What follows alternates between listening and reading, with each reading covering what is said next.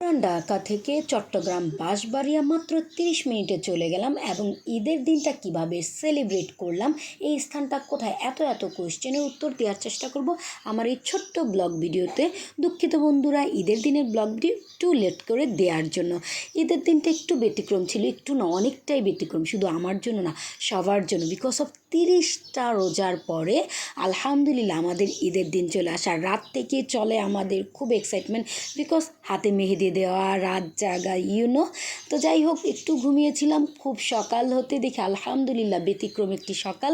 And then আমার মন মতো পছন্দ মতো বন্ধুরা আমি রান্না করেছি। বিশ্বাস চাইলে করতেও পারো, না করলে নাও করতে পারো, বাট ট্রু এগুলো কিন্তু আমি রান্না করেছি।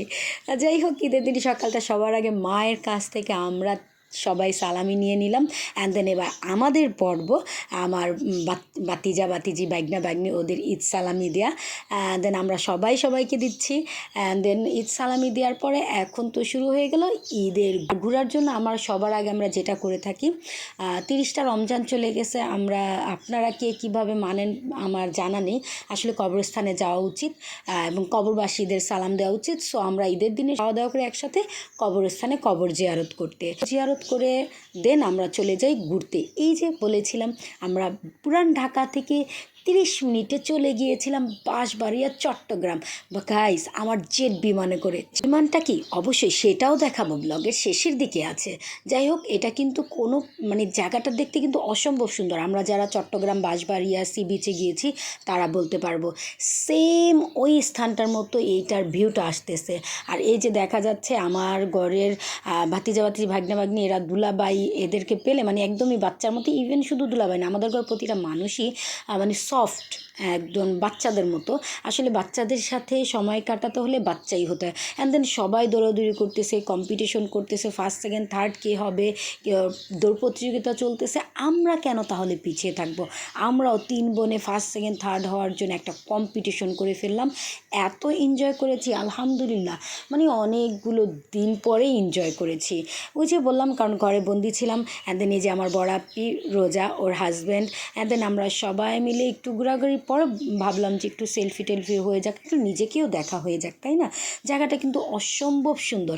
আচ্ছা যাই হোক, বহুত তো চাপা মারলাম। এটা কিন্তু চট্টগ্রাম বাঁশবাড়িয়া না গাইস, এটা হচ্ছে আমাদের পুরান ঢাকা খুব কাছে হাসনাবাদ পোস্তগোলা ব্রিজ পার হলে পানগাঁও নামে একটা স্থান আছে।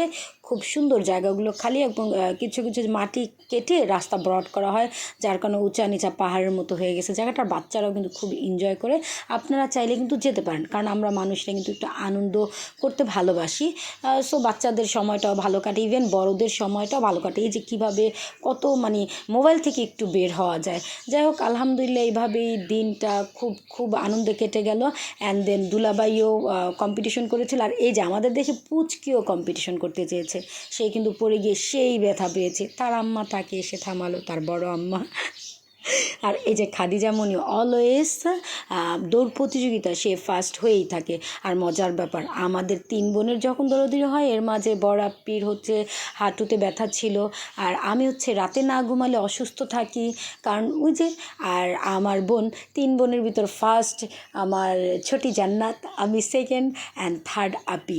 মজার ব্যাপার, আমরা 3 বোনই খুবই ভালো কিন্তু দৌড় প্রতিযোগিতা, কিন্তু ওই যে 2জন বোনের একটু সমস্যা ছিল। যাই হোক আলহামদুলিল্লাহ। দেন বসতে ওই যে ভাইয়া বলতেছে, হ্যাঁ আমি নাকি কান্না করেছি চাপটির জন্য, তুমি ভিডিওতে বলেছিলে, এইবার দেখো আমি কিন্তু কান্না করতেছি না, হ্যাঁ এটা কিন্তু সুন্দর করে বলবা। তা বললাম না না না, কান্না করতেছে না। এই জন্য সবার সামনে যেয়ে তিনি বসছে, ওই যে চাপটি বানাচ্ছে একদম গাইজ দেখা যাচ্ছে সবার সামনে উনি বসছে, এবং প্রথম চাপটিটাই ভাইয়ার জন্য, যাতে তিনি কান্না না করে।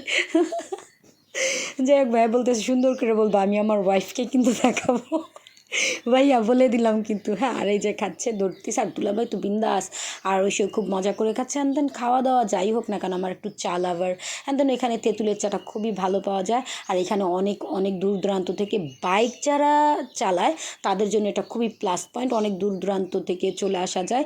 আমি বলবো এই জায়গাটা না গেলে এটার এনজয় পাবে না। আসলেই গাইস, এটা কিন্তু অনেকটাই চট্টগ্রাম বাঁশবাড়িয়ার মতো। আর তার একটু সামনে আসতেই যে একটা ফাঁকা জায়গা পড়ে, এখানে যারা নতুন বাইক চালাতে চান তারা শেখার জন্য অনেকেই আসে। এই জায়গাটা অসম্ভব সুন্দর, ভালো লাগছে। আর আমরা মেয়ে মানুষ বলে কথা, যেখানেই দেখিবে মানে ফুচকা, সেখানেই তো রিক্সা থামাতে হবে, তাই না? তো এখানে যেতেই যে দেখি যে একটু সামনে ফুচকা, তো আমরা ফুচকা খেয়ে নিচ্ছে। আমার ঘরে যে ছোট ছোট বাচ্চারাও ফুচকা খাচ্ছে। তো দেন ফুচকা অর্ডার দেওয়ার পর তারা বলতেছে তারা রিক্সা যেয়ে ফুচকা খাবে। চলে গেলাম রিক্সাতে নিয়ে ফুচকা, অ্যান্ড দেন ফুচকা আমার সাথে রয়ে গেলো, বলতেছে দাঁড়াও আমার সাথে যাব। দেন ফুচকা নিয়ে আমি পিছিয়ে পিছিয়ে যাচ্ছি, আর এই যে ফুচকা ধরে আছি, তারা খাচ্ছে। অ্যান্ড দেন মাঝে সামনে আরেকটা ফাঁকা মাঠ আছে, দুলাভাই ওনারা সবাই এখানে এনজয় করছে, আমিও এনজয় করছিলাম। এর মাঝে দেখি আমার হিজাবটা কেমন যেন একটু এলোমেলো হয়ে গেছে, বিকজ অফ আমি কোনো পিন টিন করিনি, শর্টকাটে মেরেছিলাম। তো দেন একটু নিজেকে নিজে লুকিং গ্লাস পাবো কোথায়, তাই নিজেকে ক্যামেরায় দেখছি আর হিজাবটা ঠিক করে নিচ্ছি। মানে এক কথায় ঈদের দিনটা অসাধারণ অসাধারণ গেছে, আলহামদুলিল্লাহ। আর কে কোথা থেকে আমার ব্লগ ভিডিওতে দেখছো অবশ্যই কমেন্টে জানাবে, আর কে কিভাবে সেলিব্রেট করলে ঈদের দিনটি সেটাও কিন্তু জানাতে ভুলবে না গাইস। আর হ্যাঁ, ফেসবুক থেকে দেখে থাকলে ফলো মি, ইউটিউব থেকে দেখে থাকলে সাবস্ক্রাইব। যে বলেছিলাম জেট বিমান, এই যে আমাদের জেট বিমান রিকশায় করে, আর এই যে দেখা যাচ্ছে এটা পোস্তকোলা ব্রিজ। আর ব্রিজ বা পুলের উপর দিয়ে পার হলে আমাদের কিন্তু সূরা কাউসার পড়তে হয়। সো আমাদের তো হামনি জোরে জোরে সূরা কাউসার পড়ছিল যাতে আমরা সবাই শুনি। সবচেয়ে ইন্টারেস্টিং বিষয় হচ্ছে টুডে ইজ মাই বার্থডে। তোমরা চাইলে আমাকে উইশ করতে পারো, আর উইশ করার পাশাপাশি আমার জন্য কিন্তু অবশ্যই অবশ্যই দোয়া করবে। আর বার্থডের ব্লগ ভিডিও নিয়ে হাজির হয়ে যাব পরবর্তী ব্লগে। আল্লাহ হাফিজ।